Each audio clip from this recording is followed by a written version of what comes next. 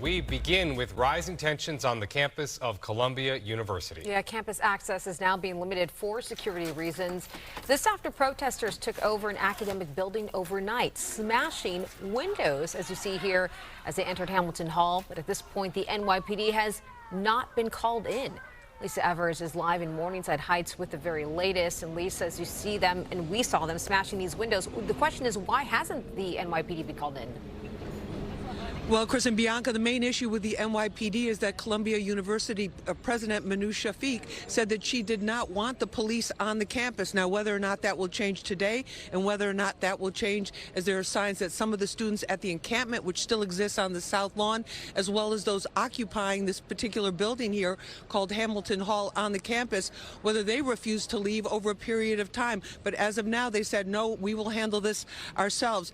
Now, we are right outside the gates here on Amsterdam Avenue, where the school security is checking IDs of students before they are allowed in. Only students who actually live on campus, we're told, are being allowed in. That's because overnight, pro-Palestinian students took over. They stormed the doors, basically, of Hamilton Hall and saying they would not leave until their demands were met. Now, just after midnight, dozens of pro-Palestinian students smashed the doors of Hamilton Hall and smashing glass, and the glass in the doors, sources say, with small hammers. Then they used tables to barricade themselves inside. As of now, from what we can tell, a group occupies the building. A student leader said Hamilton Hall was chosen because it was the scene of a 1968 sit-in protest over the Vietnam War. Now take a look at this aerial video. It shows students moving into the building, pulling down shades, waving Palestinian flags. They also posted a statement saying they won't leave until their demands of divestment, financial transparency, and amnesty are met. But Columbia President Manu Shafiq says the university will not divest funds from Israel. Here's what one of the students had to say. They took over Hamilton Hall, and they're currently in there barricaded.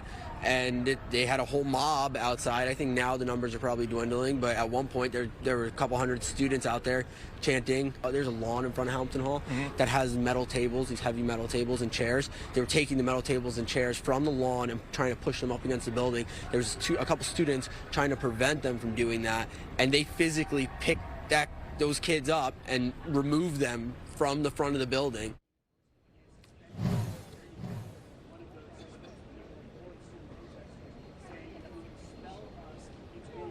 Now, yesterday, the school started suspending students who refused to leave the encampment and did not meet the 2 p.m. deadline that they had to get out of there. So it remains to be seen what is going to happen about that today.